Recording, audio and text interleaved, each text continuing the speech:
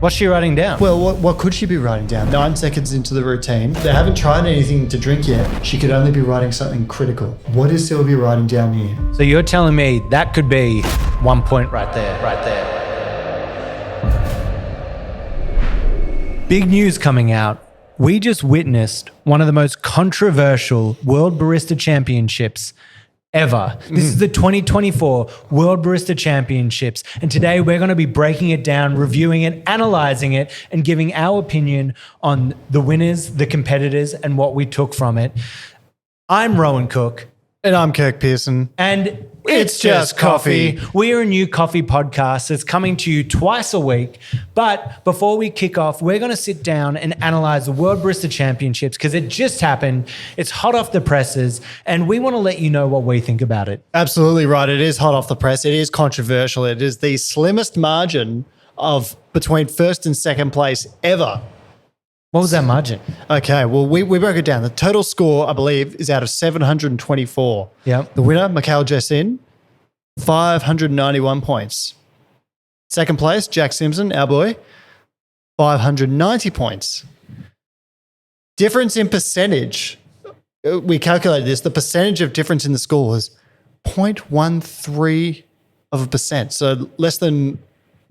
0.1%, pretty much 0.1%. Yeah, if you round it down. So the tightest margin ever. So we're going to try and figure out why that was. We've broken down both routines, and we're going to go through them with you, add our sort of notes to it. It's very controversial, but also two very interesting routines, but could you almost say polar opposites? Yeah, absolutely. In the way that it was presented, completely different, really kind of two different focuses I felt that were coming out of them, both of them producing amazing routines. And so we're going to break it down and look at what that 1 point may have come down to and what we think they did well. 0.1 of 1 point. Yeah. That's insane. And just quickly, so to kind of put it out there, I would say that I'm more of the layman's in this. I love coffee. I'm into home coffee, but I've never been diving that deep into the World Barista Championships.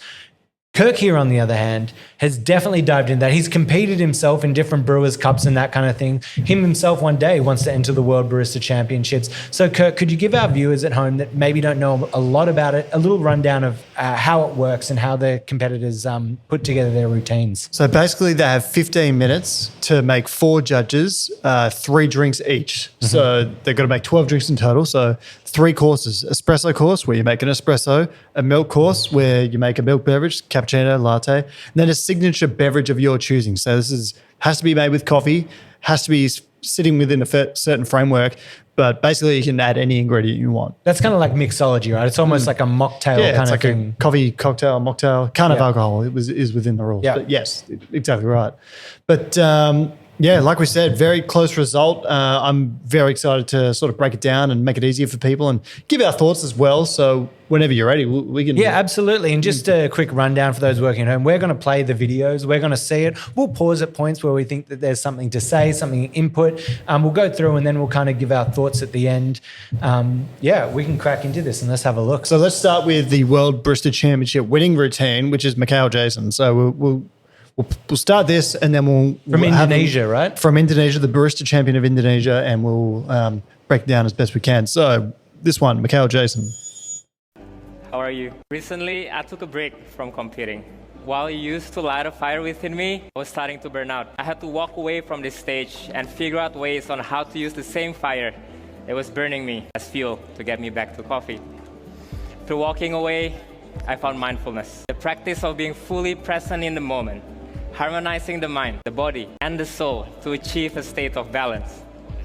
Today, we will all discover how practicing mindfulness will elevate your personal experience with not only coffee, but with life itself. That's a key point. So now, please walk with me and follow this path to begin your journey. Now let's stop here for a moment. Sometimes when we go on a walk, it is useful to stop and smell the flowers to appreciate. Now, this is something I really wanted to bring up. Now, Mikael's coaches are Cole Terode and his brother, Dave Crosby. So they coached last year's World Barista Championship winner. And what I think a key component here that Mikael's really utilised is he knows the score sheet and he knows the rules really well.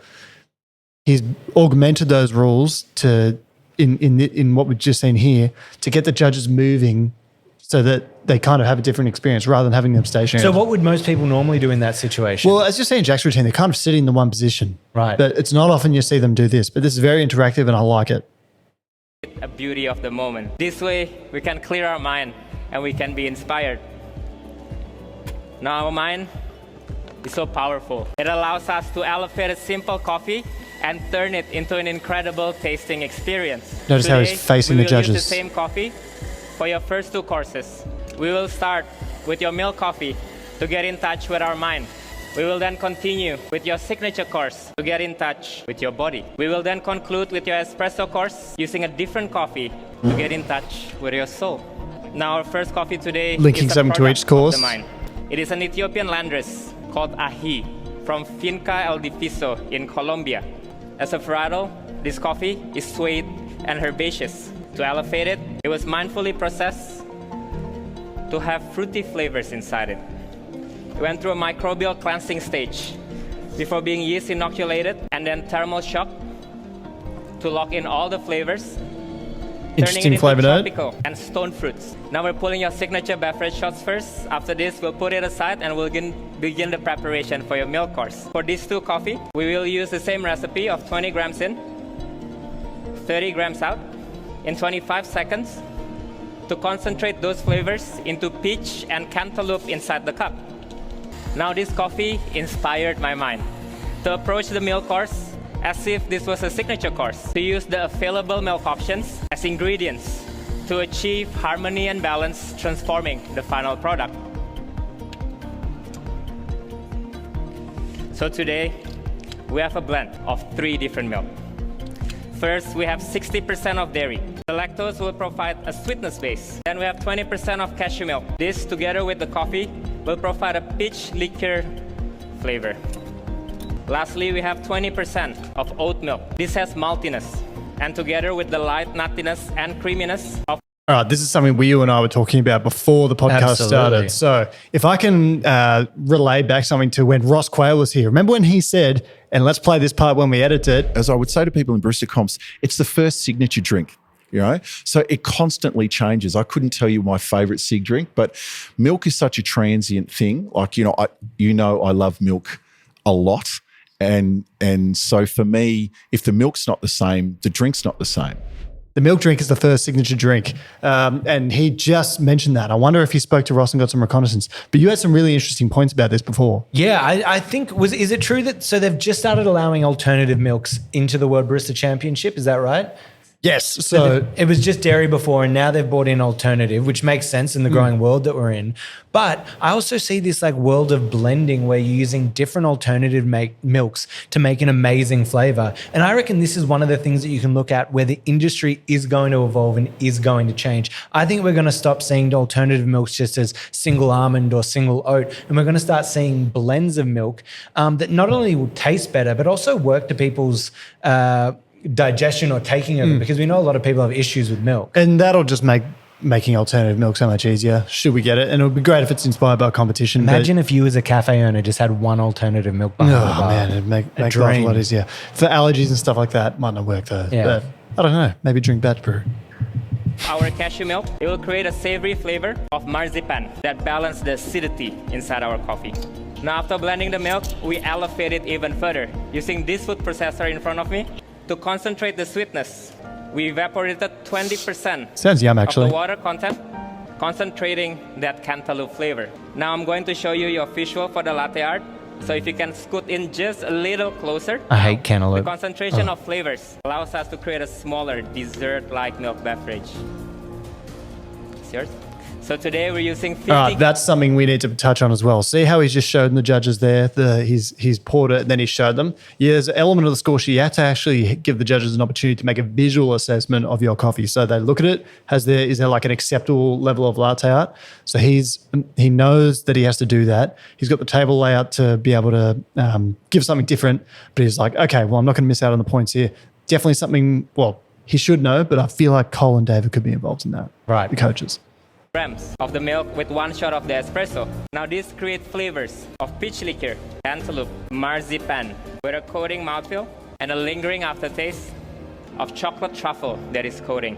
Now today, Can I we also will be just point walking out around something? quite a bit. Go. His attitude with how he's come out there and how he started presenting and how calm he is when he's doing all this. The judges, as they're looking at him, are just smiling ear to ear. And that's not something I feel like I see a lot in barista competitions. They're in it. They feel like they are eating up and buying every second of this. Yeah, and one of the reasons being is that he's making it so simple. Yeah. He's chosen a theme that's very relatable. Anyone can kind of feel like, all right, well, this is a peaceful thing. If you're in a real life experience and you're paying a lot for a coffee or wine, you want to go to an experience where it's the host or whatever's making it a lot easier for you. I think he's playing into that on the world stage so well that he's kind of making it seem like he's not in a barista competition.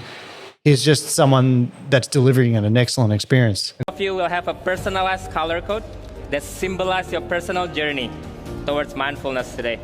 You will also have a menu card for each of your courses, so you don't have to worry about taking down notes too much. I think that's can new. you do that? Well, I think that's new. Usually you had to give a verbal flavor notes and they wrote it down, but he's making it so much easier where they don't have to take notes. They can just enjoy the coffee and rely on these other things and be like, okay, did I taste that? Tick, tick, tick, tick. Or no.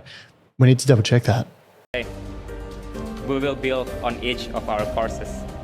Right, now Sylvia, starting from you, please Those take their that names? milk beverage. Okay, that's good. Come over to this course, and later on, I will stir your milk beverage so that we can harmonize all the flavors. For now, let's close our eyes together. Take your mind to a peaceful place. Oh, here you go. He's making them close their eyes, and now he's adding something into the coffee. It kind of looks like he's dressed to give a meditation retreat or aromatherapy sort of therapy. The whole thing feels like that. Yeah, the whole thing. It's like, I'm calling this the day spa routine. Oh, I feel like I'm at a coffee day spa and Mikael is making it very easy. It's titled. Yeah, and it's interesting because he's not focusing on some innovative new thing besides maybe his milk, but he's really focusing on the day spa feel. Absolutely. Prepare it for the experience that you're about to enjoy. You may now open your eyes and enjoy your milk beverage. Welcome back. Now, we're going to take another short walk to clear our mind and refresh our body for the next course. So please, Sylvia, starting from you. Sylvia. Come with me to the side of the table. Now, the signature course is designed to harmonize. I think this walking around and this movement of it as I'm walking really breaks up the segments of the competition. So you're taking in each part individually, not just standing in one section where it just becomes a blur. Well, it kind of makes it feel like maybe the judges are subconsciously getting a new experience every time. Instead of, I'm in one barista competition routine, I'm in 3 different stages and I can have a different association mentally with each. Yeah. So The mind that ideates with the body that executes. Our eyes, our arms, our legs, they all synergize together towards building something like a signature beverage course. And just how our body parts work in balance, our ingredients manifest our thoughts. yeah, this is execution of something because let's be real. Most people in life don't go to a coffee shop and order a signature drink, right? Have you ever been to a coffee and ordered a signature drink? No. Okay, so that's the point I'm trying to make. He's making it seem exciting to them. Sorry, and just on that, for me, that was a bit of a far stretch there where it's like, where you connect your mind to your body, like making a signature drink. But he's been on this run because this is Mikael's 3rd time at the World Barista Championship. To have 2 attempts and not win, I'm sure it's crushing for most competitors. Yeah. But he's in a 3rd time. So maybe that journey and that story is kind of playing into the routine here and obviously executing it. Into a drink. So for that, we have 60 grams of our Colombian ají. This will provide a fruity base inside our drink. Next, we elevate our milk blend even further, clarifying it with 10% of lemon juice. In that course, the combination of ají and milk blend gave us flavors of peach and cantaloupe. With the addition of lemon juice, we transform that flavor into honeydew and also watermelon. So today we use 40. Interesting to note here, he's gone the signature course 2nd. Yeah. It's kind of hard for a competitor to make people care about the signature drink course. Has anyone ever done that? Yes. I didn't know you could. Well, you can do it in whatever order you like. But Agnieszka Ryuska from Poland, who won it in 2017, I think, she did it in the same order that Mikael's doing it and won. So it's a risky move. What do you reckon the reason behind that is? A lot of people would, you're trying to build up. Ross Quayle, Uncle Ross, always calls the signature course the crescendo. It's the crescendo. You're building up to the signature course. Mikael's being really tactical here because he's got the milk course out of the way first, and then he's doing this one. But what's the one thing that remains constant in both? The coffee. So he's using the same coffee for each course, and then he's got another one for the espresso, which we won't ruin just yet. But I find that really interesting, Right? And that's something that helps the whole thing make sense. Grams of this clarified milk then. The processing brought up fruity flavor from our ahi, but I also want to reintroduce the sweet herbaceous note that comes from the varietal. For that, I have Palo Santo used in 2 ways. Now, Palo Santo is native to Central America, and the aromatics has been found useful to clear the mind. So we're infusing the aromatics into our cup. The second use is to create a Palo Santo syrup using 1-to-1 ratio of sugar to water with 1% vanilla and 1% Palo Santo. Today we use 25 grams of this to create sweet sage flavor. Next, mindful of the acidity and sweetness, we need pleasant bitterness to ground the drink. For that, I have 8 grams of cacao nibs with fruity acidity from Indonesia, the earth where my body is grounded to, no matter where my mind goes. He is Indonesian. With 125 ml of boiling hot water, this will transform the drink, giving 50 degrees Celsius drinking temperature, creating a black forest flavor. Now I'm going to blend this to create a silky mouthfeel. As you can see on the menu card, this will give flavor of honeydew, menu card again. Sage, yeah, so well done. Forest with silky mouthfeel and a lingering finish of that black forest that is silky. Now we're going to build on our mindfulness practice. Look at this contraption. Intentional breathing. So like one of those COVID face guards. Please pick it up with your free hand, or we will drink it together. Please pick it up with your free hand. Is that keeping him cool? What's that doing? Let's close our eyes together. Take your mind to a peaceful place. Prepare it for the experience you're about to enjoy. Now take one deep breath and exhale slowly through your mouth. Feel the texture of the cup to ground you. It is rough at the bottom, but it is smooth on your lips. This is a reminder that smoothness can only be truly appreciated in comparison to roughness. You may now open your eyes. Please enjoy your signature course, a product of harmonizing the mind with the body. Enjoy. Another thing that's remained constant throughout all this is mindfulness, and he's done it pretty well. He's made it present, and I think that's one of the essences of barista competition, linking it all. I think I struggle with a few of the things that like connecting it to the barista course, where sometimes for me it feels a bit of a stretch. Some of the and this is just probably my problem with barista comps as well, just being like feel the rough cup to appreciate the smoothness.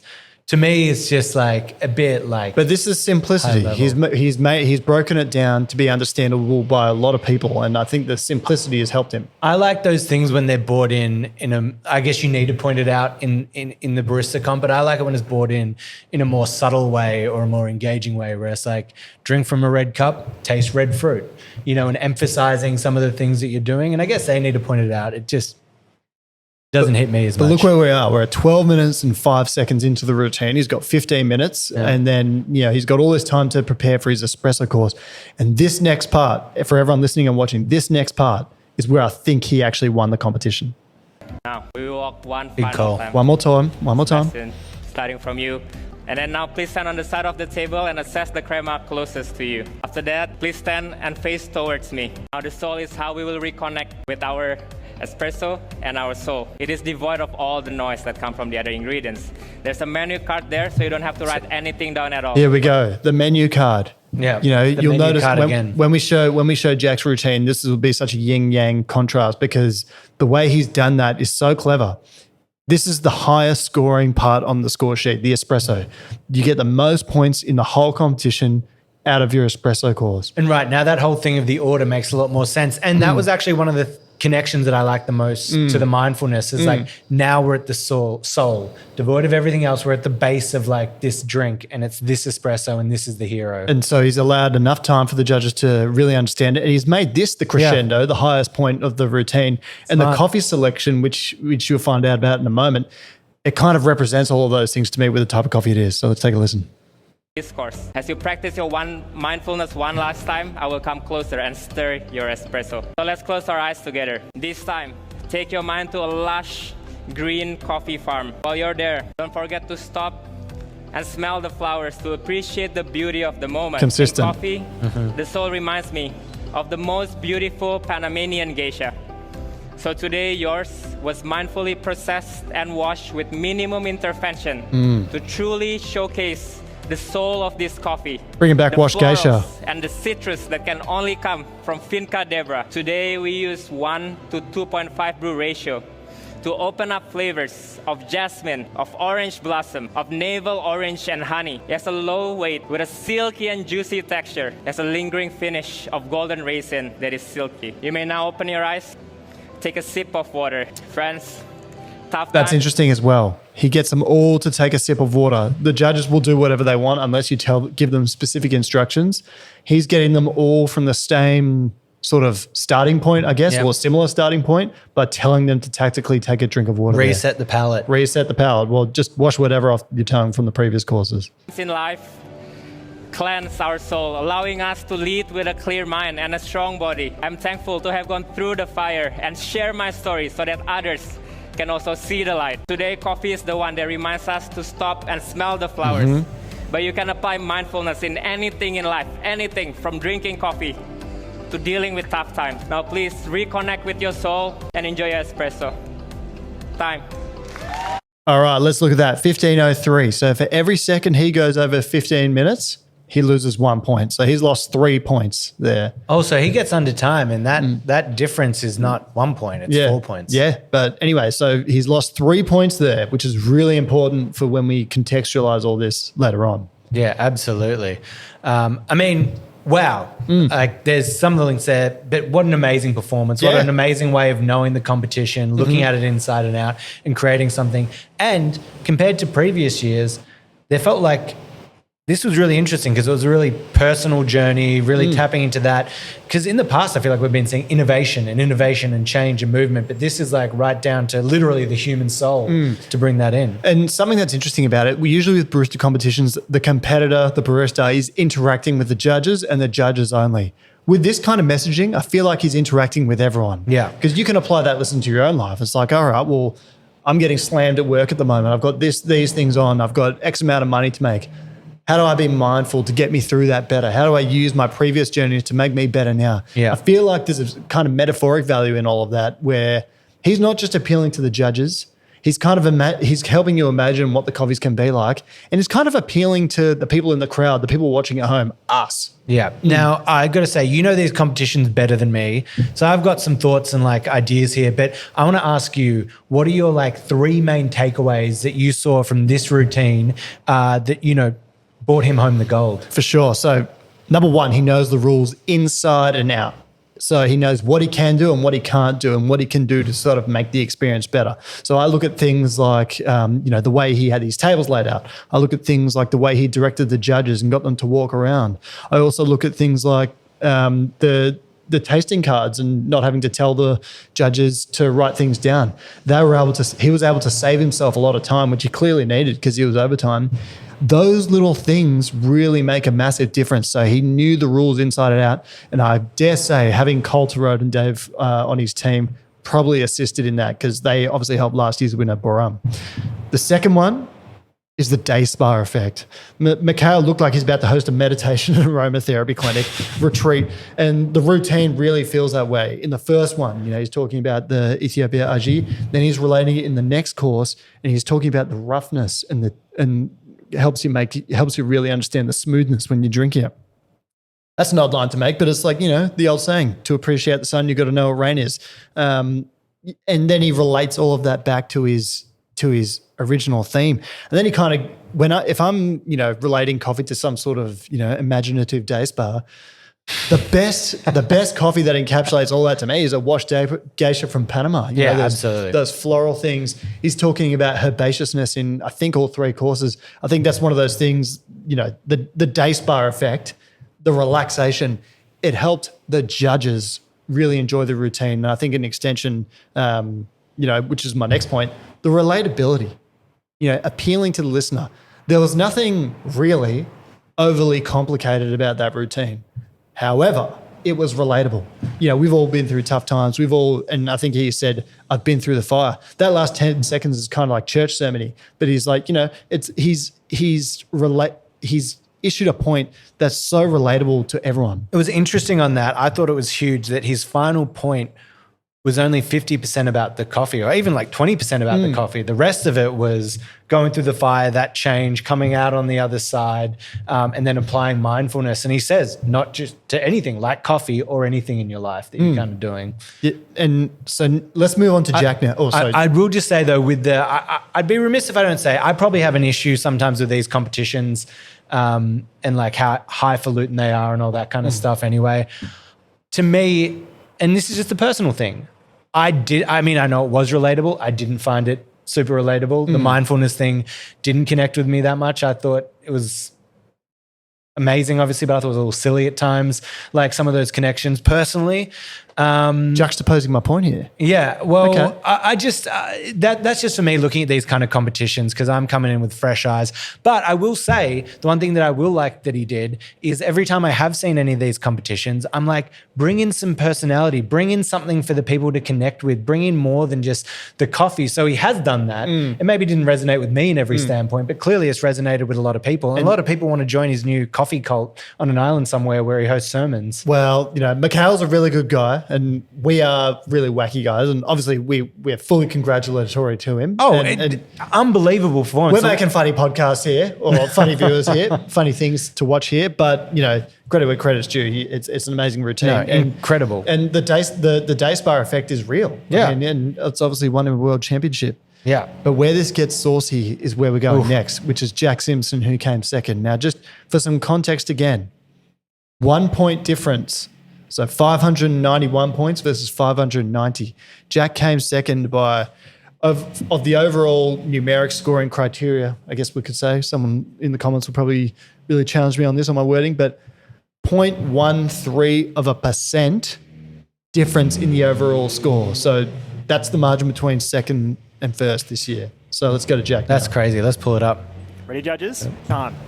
From the first moment I became a barista, that learning curve was so steep. Every day felt like an adventure for my senses and a new door opening with every extraction. All right. Oh, hot take already. Something I really want to point out here. Look at you can see 3 judges here. This lady is smiling or engaged. This judge in the middle, he looks very thrilled.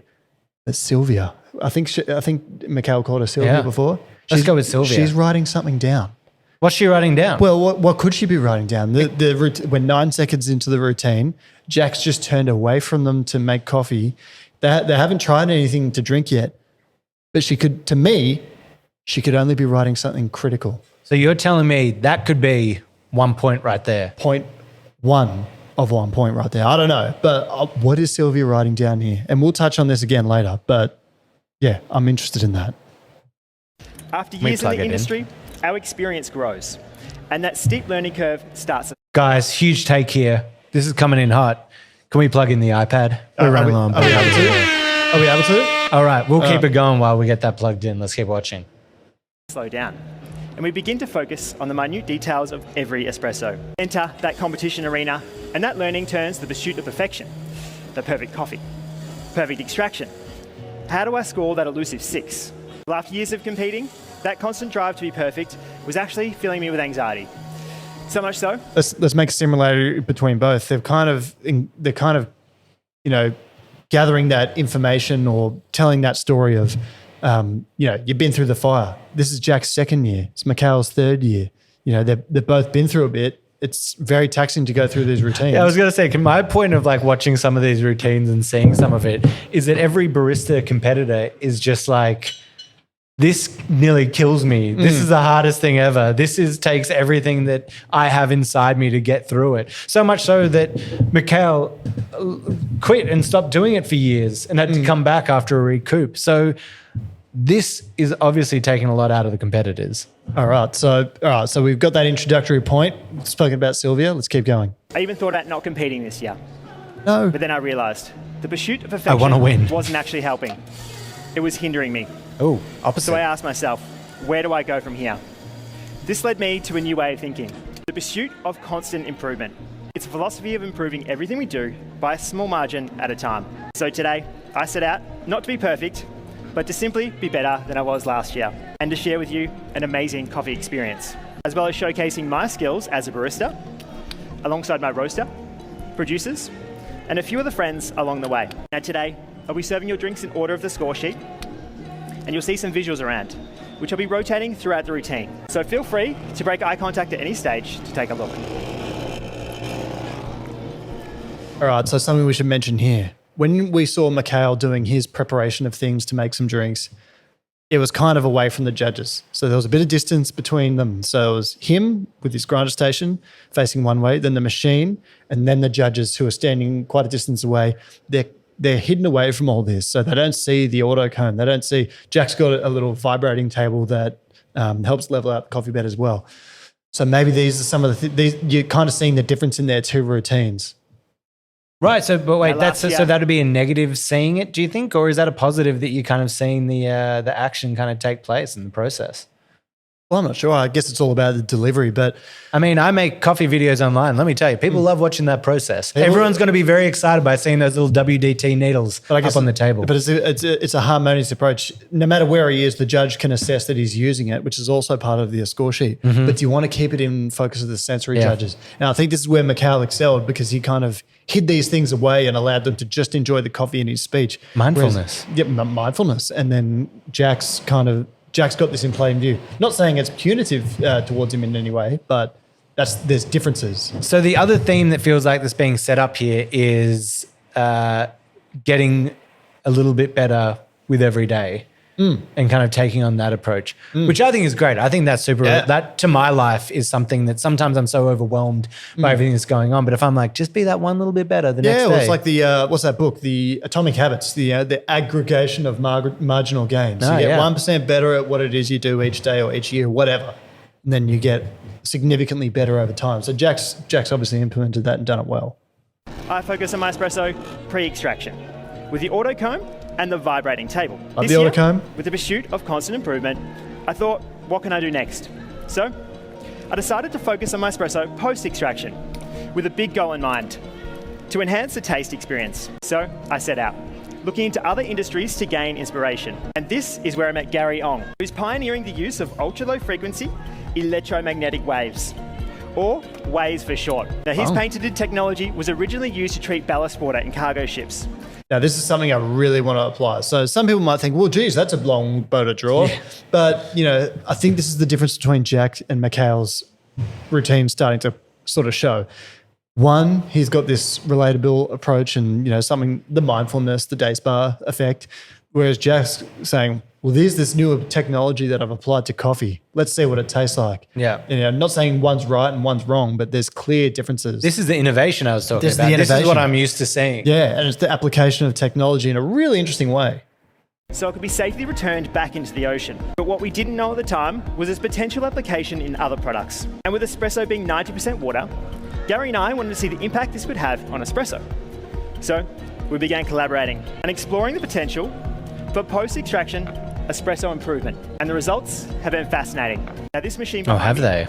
generates 500 hertz of ultra-low frequency electromagnetic waves. And by sending waves to the espresso, we are energizing the water molecules, essentially causing them to vibrate. But why is this important? Well, as you may know, coffee is high in polyphenols, like caffeine, contributing to some of the bitterness in the coffee. But by sending waves to the espresso, we're encouraging these molecules to bond together. Now judges, you'll see these stones in front of you. They represent the polyphenols in the espresso. So, judges on the end, would you mind giving these boxes a little shake back and forth, please? Now this is what's happening inside the espresso. Now that's a really interesting point, because I've actually, full disclosure, Jack and I are friends. I've watched his routine before he went off to Worlds. What he did there is he's explained something quite complex, right? And that's kind of the challenges with doing a routine like that. But he's actually given the judges props to help them understand better. So he got them to shake some rocks that binded together magnetically, which kind of represented the binding of the molecules in the espresso, which, on a molecular level is significant. I mean, look at that thing. It's just steam ones in the back there. Put that next to your steam wand, away you go. Yeah, but you'll find it interesting later on. These vibrations are causing larger molecular chains of bitter compounds, and this does something amazing. By forming these larger molecules, some of the bitterness is escaping Oh, the it's texture play from school. our palate, Again with the props. essentially creating 10 a o'clock on the smaller rocket surface area clock. touching our tongue. I found this increased our perception of sweetness, reduced the bitterness, It's smart. and enhanced the overall taste experience. Now, just like the time, dose, and yield, the wave is another tool to constantly improve our espresso. Every coffee requires a different length of waves. And today, I found 2 seconds gave me the best taste experience, really highlighting that blood orange in this course. So judges, when you're ready, if you could please write these tasting notes down for the espresso course. So he's getting them to write it down A blood orange, in contrast to Mikael Right. having it there for them. yellow peach, And you have to do it so slowly so I have time to write Yeah, it down. yeah. Takes red time. cherry, Something you've got to really pineapple. monitor. It's going to have a medium weight, Like me. juicy texture, You're large. Like me. You're large. and a long, lingering, rich finish. Like me.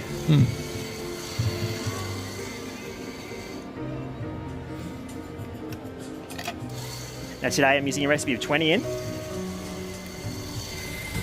45 out, in 29 seconds, with 2 seconds of waves. Now today, I'm working with 2 coffee producers to personify the pursuit of constant improvement. Multitasking really well For the here. milk course, Yeah, it's to be impressive. serving you second, I've been working with Jonathan Gaskar and his natural Pacamara. Look at Growing that. his- Now, something really interesting we'll point out here. So they're essentially using the same coffees or similar coffees from. Oh, I didn't even pick that up. It's the So, same coffee. Yeah, so Zaza coffee is my understanding. I'll probably get roasted for this in the comments as well. But they come from a producer or a company called Lohas Coffee that's under the same sort of banner, I guess. So he's using an anaerobic natural Pacamara. And I think the other one was some sort of anaerobic natural Ethiopian landrace, that Aji he was calling it. But he's using coffee from pretty much the same producer for milk and the exact same producer for espresso, but different process. So they've got both using espresso That's from Finca why. Deborah. So that makes it even like more controversial. Exactly. So is he going to press the button there? I thought you were going for the alarm button. Yeah, press it. Okay. But that's what makes it even interesting. Remember, 0.1% difference between these two. Mate, Not the same coffee, but let me tell you, I lost a ski race to the National Australian Championships by 0.1 of a second when I was 14 years old, and it still haunts me to today. So Yeah. imagine how he's feeling. Yeah, well, it would suck, but let's go through it. Thanks for the input. Zaza in Wheeler, Colombia, 1,500 meters above sea level.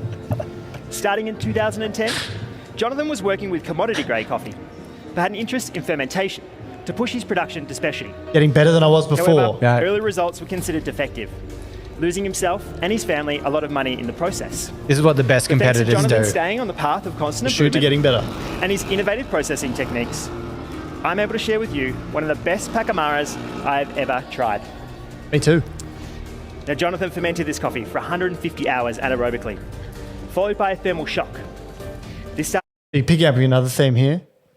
Mikael's talking about mindfulness the whole time. It's almost like the coffee's secondary, Yeah. whereas Jack's focusing on the coffee itself so much. Yeah, with the 1% better thing. Still there, still popping up Yeah. really frequently, Yeah. but secondary to that coffee. But I feel like so the explanation of the coffee itself is more central to this routine, whereas in Mikael's is a lot more about the mindfulness and the walking around the obstacle course, the day spa.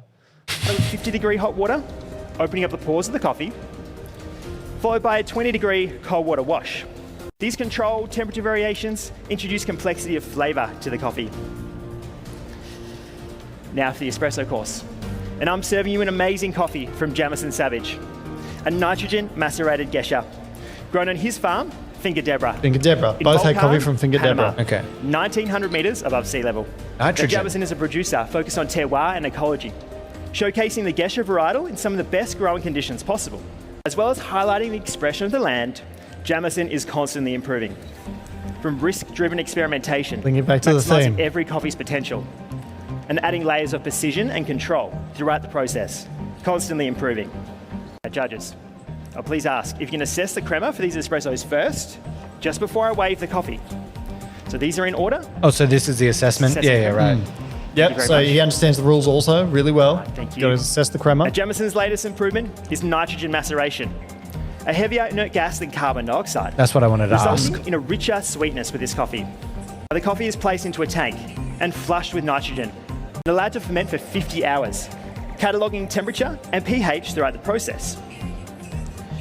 From here, it's taken to raised beds to dry for 20 days and to 11% moisture content, resulting in an amazing texture. Now, judges, today I'm serving your coffee in a cup with an evolving lip thickness. Unlike traditional cups, That's our friend. Yes, our friend Hani. I just also want to point out that that wand at the end, the old wave wand, one of them had way less crema on it than the others, like it wasn't in as deep. Do you think there could have been some mishap there with how it went out? I didn't see it. Oh, we'll flick it back on in a second. Maybe I'll notice it. But maybe I can just pull back here. See right there? Okay. So 1 and 2 is quite deep, and number 3 is not very deep. That's a good pickup. I don't know if that affects the delivery of the waves, but Yeah, either do I, but I just noticed it and was to 11% moisture quite content, different. And then, resulting in an amazing texture. now we'll talk about the Judges, cups. Today, I'm serving your coffee in a cup with an evolving lip thickness. Unlike traditional cups, this cup gives me the ability to choose the perfect thickness for every coffee. Today, I found the thin side really highlighted that juicy texture of Jamison's coffee. okay. So this is another thing he said before. He teased us. He said he's focusing on things post extraction. So after he's made the coffee. So what has he done here? He's used the waves. Now he's giving the judges the best experience out of the cups. This one's so much more technology focused, and that's a form of technology as well. Absolutely. Even though it's not mechanized. It really contrasts what both of their routines are about. Yeah, and we're actually going to have Hani, who created this cup, right, coming on the podcast soon. So Yeah, very soon. So keep an ear out for that one, guys. If you could please drink from this side and this side only today. Judges, Specific please enjoy. instructions. Those pink cups are for your dirty spoons. Let's see if they follow it. Enjoy. Thank you. Enjoy. Sometimes they can be disobedient. she's not having it. Sylvia's not having it. Others are loving it.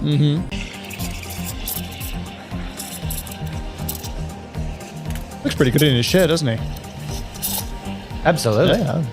Looks great.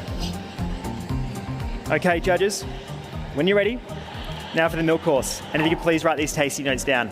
Writing them Of down. sweet cherry, Remember, that's the other melted thing. chocolate ice cream, and shaved coconut. Now, in previous years, I explored the milk course through cryodesiccation, a technique that allowed me to concentrate milk in a pressurized environment while minimizing oxygen. Sorry, what's that? I don't know what cryodesiccation is. Oh, I think he's using like it's some sort of way of reducing the moisture content out of whatever the thing is, and it concentrates. So kind of like the freeze distilled milk. Yeah, thing. yeah, yeah. Like So just making it fattier. Yeah. And he's done it on the coconut milk as well. So he's done something similar, a trend we're identifying. So to those at home, it makes it like super creamy. It's more like you said, almost like melted ice cream. Yeah, and so what you do in a situation like this is you use a more concentrated espresso recipe, so the coffee taste comes through a bit more, and then you use a lower amount of this milk, so you actually get like a magic. Yeah, well, it's more intense Yeah. coffee flavor, but balanced. Right. and light exposure. Well, I wasn't sure where I could take the milk course next. The pursuit of constant improvement has opened my eyes to new possibilities. By using this platform behind me, I've been able to introduce So it's waves a separate to wave. milk for hours at a time. This machine creates a dome of ultra-low frequency waves on top of whatever I place on it. Now, just like those polyphenols that bonded together in the espresso, the fat globules bonded together in the milk. And as you know, fat globules play a huge part in milk texture. I like that word. So by bonding them together, it's created a rich, creamy texture, almost like Globules. melted ice cream. Now today, I'm going to use a combination of both these methods. 90% full cream milk waved for 2 hours, with the addition of 10% cryodesiccated coconut milk. The addition of coconut milk provides a rich sweetness to this coffee. Again, Easy blending. recipe, 21 in. 35 out in 25 seconds. 1 part espresso, 4 parts milk. Now I've been working with my roaster Matt for over 7 years. Throughout this time, he's constantly studying, travelling abroad, to Linking refine back his to the craft, theme. and on that path to constant improvement. Thanks to his skills and the magnetic waves, we've been able to roast to achieve more sweetness. It's enabled us to roast longer, to 11 minutes with a 23% development time, maximising that sweetness and solubility. So judges, please enjoy. I'll be back soon. We went from mind, body, and soul to all this information. So, someone just farted on there? Did you hear Yeah, that? it sounded like. Oh, is that you? Okay. No. Unlike you, I don't rip it on the pod. Yet. All right, so see how before Mikael had his signature drink All right, judges. in the middle. Now for We're the building signature to the course. crescendo here. Crescendo of the Today, drink. I'll be using 2 espressos of the Gesha and 2 of the Pacamara, extracted to the same numbers as their respective courses. First, focusing on Jamison's coffee. I wanted to highlight that rich sweetness he accomplished with his processing method. So today, One of the reasons why he'll combine both coffees is to add to the overall synergy of the drink. Mikael kind of took a risk using the one, but Jack's trying to encapsulate the coffee. And one of the big challenges of the whole routine is to relate your signature drink to what you've done throughout the routine. So that's what he's doing here. He's created a drink using both espressos, but he's got to kind of make it relevant, which is, to those at home, you might think, well, geez, why would you try and do that? Who cares? It's part of the score sheet. It's what the judges are looking for. I'll be adding 80 mils of a distilled peach honey, made from the juice of 8 clingstone peaches. Now, taking inspiration from Jamison's constant improvement of fermentation by removing oxygen, I used a rotary evaporator with a vacuum pump to do the same. This allowed me to distill the juice down anaerobically. This was achieved over an hour and a half, 60 degrees, and 120 RPM. I chose peaches because I wanted to maintain those floral notes of the Gesha while adding new flavours of mango and passion fruit to this course. Now, by using this rotary evaporator, I was able to collect the hydrosol, which is the water and aromats that are normally lost through regular distillation. By adding this to the drink, it provides dilution through precision and control, just like Jamison and his processing method. So I've added 80 mils of this. Next, turning our attention to Jonathan's coffee and the future potential of the path of constant improvement. Again, same producers. Gary, Jonathan and I have created a plan to take the waved to Zaza. And with this technology's ability to energize anything with water, we want to see the impact this could have with coffee fermentation. We made some really exciting plans. Let me show you how this would work.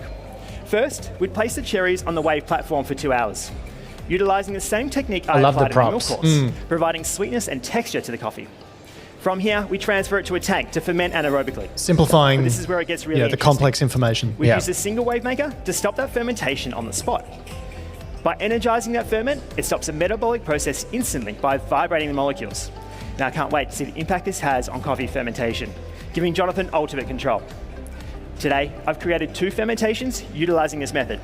The first is made of Canotto. To create this, I placed 100 grams of Canotto on the wave platform for 2 hours, using the same method. I then allow it to ferment for 48 hours in a sealed jar at room temperature.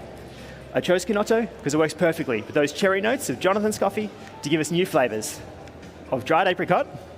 I'm just going to cut it off there. One of the things I'm loving in this is, regardless of where it comes, I do love the innovation of using this wave in coffee. And you actually can start to see points where you're like, this could be implemented on a much larger scale and could be used, whether it's the milk and processing in that industry, whether it's on farms, whether it's, imagine if this has the ability to improve, more commodity coffees or certain coffees and make coffee more accessible. So there's a really interesting, innovative side here.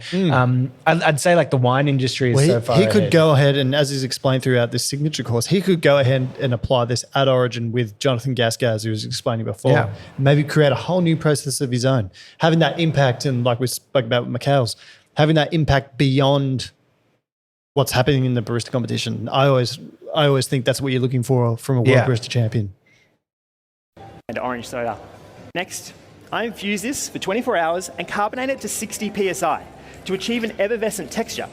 So here's one I prepared a little earlier. Love that line. Here's one I Now, that prepared second earlier. fermentation is made with equal parts white peach and marigold flowers, utilizing the same recipe as the Canotto. I'll be using this as an aroma cloud today by pouring it over dry ice. This replaces the aroma lost by serving us at 4 degrees and highlights the flavor notes. And if you could please write this down. Mango, Getting them to write it down. passion fruit, orange soda, and dried apricot. Okay. Wait, so he poured it over Judges, nitrogen? if you could please wait He's about to pour a fog over it. till I call time to assess these drinks. Waiting for him to call Feel time. free to take as many sips as you like. It's knowing the score I'll please sheet well. ask if you can take that aroma in before your first sip. Giving which them you experience instructions. as passion fruit today. Now, the path of constant improvement has made me look at coffee like a puzzle. Not one giant picture, but those individual pieces. Now, those pieces have turned into collaborations that could have potential impacts in our industry. Message Back to the beyond it. point. As I stand here today, I'm a better barista than I was last year. And next year, I'll improve even more. Because once on this path of constant improvement, it's not about being perfect, it's about a journey. Thank you so much. Okay, so he finished with 4 or 5 seconds left to go there. Does he get 4 or 5 extra points? Well, he doesn't lose 4 or 5 extra Yeah. points, but that's Jack's routine. And going off that statement, if I'm not wrong, Jack finished third last year. He did, yeah. And now he finished second this year. So by the rules of constant improvement, I know it was a tough loss this year, Jack, but it looks like number one next year for you.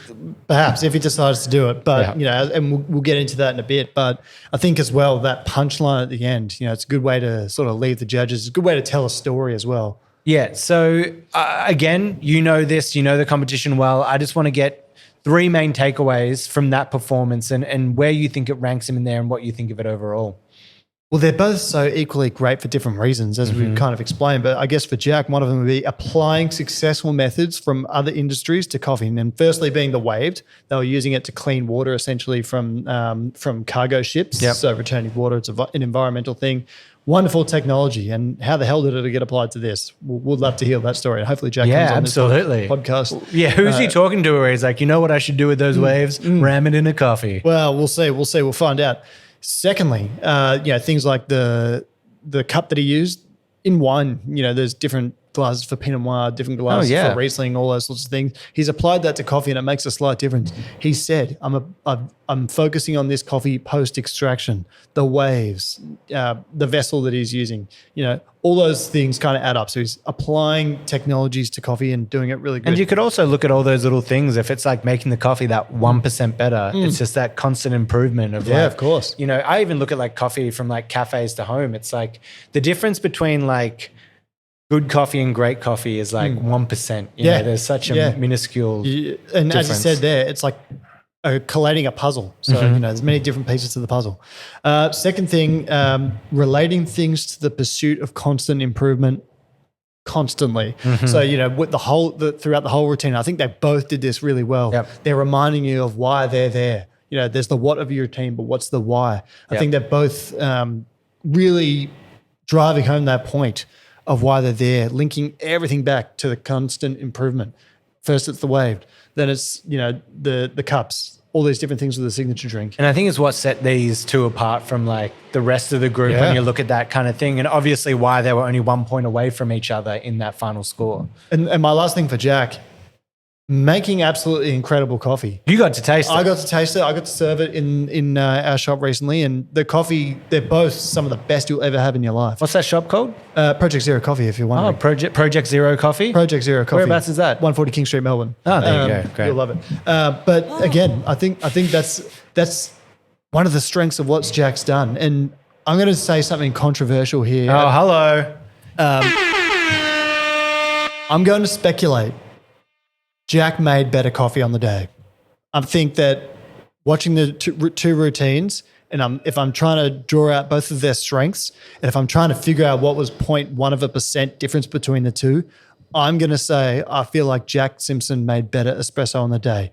I don't know the score sheets. I haven't seen the score sheets, but I'm going to speculate that he made better. His coffee scored better. Right. I mean, you got to have it. You got to take it there. And what kind of where does that come from? Are you just saying from watching the routine that if you're going that, Mikael wins by 1 point. 0.1 of 1 point. Or 1 point, yeah. That his difference was from the presentation and all those extra elements. Is that kind of the thought there? Well, yeah. If we look at the strengths of both of what they've done, we're just going off the information that we have. So let's go back to Mikael. He's got this really interesting routine that's broken down and made simple for everyone, really, especially for the judges. It's comfortable. One thing I probably think that he did better than Jack is that he had the flavor notes there for them ready to go. So they didn't have to necessarily write it out. They could do it after the 15 minutes is done. I didn't know you could do that. That makes it so much easier. And even when he's talking about the flavor profiles, he can go through them more quickly and more naturally rather than being like, so I don't know the exact wording of that rule as well, but I mean, that's using the time, which is so precious, which he didn't even have enough of, to his advantage. All right. And now after we've done that, we've had the takeaway from each, but I want to see them combined. What are the 3 takeaways from the whole thing of looking at it? What you think made the differences in their routines and why Mikael came out on top? Well, again, I feel like we're linking things back now, but the information that we have is that there's 0.1% overall difference in the scores out of the overall score. So it's 724. Mikael got 591. Jack got 590. The difference between them, 0.1%. I think Mikael's approach to the espresso course and making that the champion of the routine or the crescendo may be what won him the competition. Right. Because it's the highest scoring element of the whole competition is the espresso. You get judged on the espresso the most. You get the most points from that. What he did was really apply time and apply a system to it that made that the focus of the whole thing. So you use the same coffee for milk and you've used the same coffee for the signature drink, and you've done those two first in that order. Then you've moved on to the espresso course and you've made it its completely own thing, and all in mind while he's moving people around. And he brought it back to the soul of taking away all the excess stuff. The soul is the core of it, which was probably the best connection to the whole thing for me as I was watching. But that's why I speculate that I think Jack may have made better coffee because he nailed that quite well. And there's only 1 point different between them. And you're asking me we're trying to find a difference between the two. What's that 1 point out of 724, whatever it is? Or that got Mikael the win. And then from the score though, I will bring up Mikael went 3 seconds over and lost 3 points. Exactly, there. yeah. So there's an additional bit. Still 4 points is near nothing in that big greatest game. It happened and he did it. He's got to manage his time and to be fair, he looked cool as a cucumber between them. He did, and I will tell you, him looking so cool made me feel like he'd transcended the competition. Like he was just out there talking coffee, taking him on a journey. I think that really worked to his benefit. Yeah, and sort of that whole element, I think, was easy to sort of fall in love with if you're a judge. And if I take it to Jax now, what I think he did was focus on making the best possible coffee that he could. Which makes sense for a barista competition. And again, this is why I'm speculating that his coffees might have scored better. There's a whole scoring system for this, and you can go look it up in your own time. But yeah, that's my speculation. And I think Jack focused so much on delivering such amazing coffee, and he did, obviously, because he got to this point, and there's, again, so little difference between them. It's the closest result in World Barista Championship history. How did it happen? Which leads me to my last point. You asked me for 3 takeaways of the whole thing. My last point. The score sheets should be publicly posted with all the details, especially given this margin. Wait, they're not? I don't believe that. The feedback's not given, but... Wait, but do the competitors get the feedback? The competitors get to see it, but why don't we? Yeah. I want to know why. If there's that little difference, you post the results.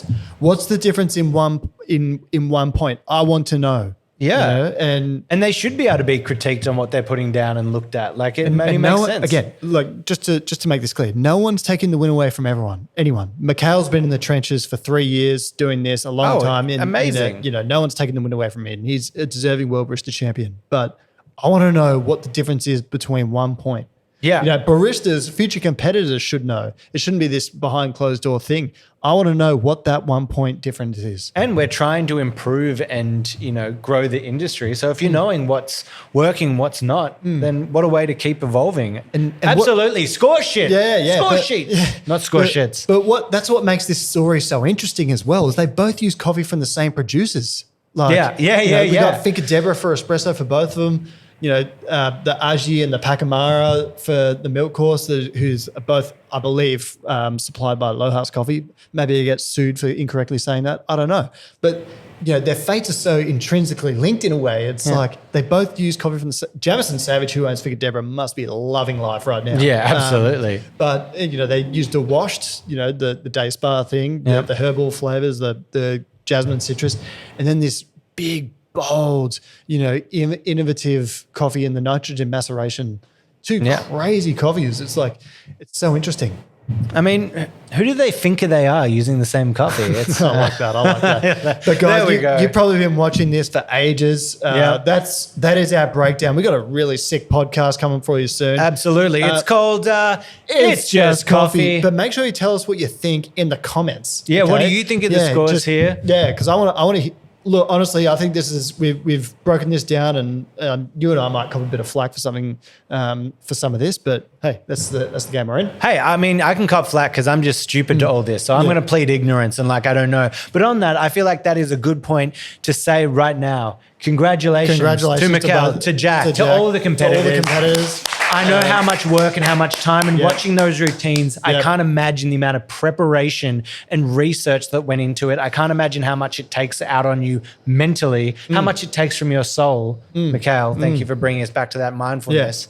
But I think for the show, that's going to wrap us up this week. Am I right? That's a big one. I think for the end of the show, we should all just close our eyes and just take a moment to connect back with our mind, our body, and our soul. That is all from us this week on It's Just Coffee. It's Just Coffee. What a way. But seriously, congratulations to everyone. Yeah, congratulations. Thank you again.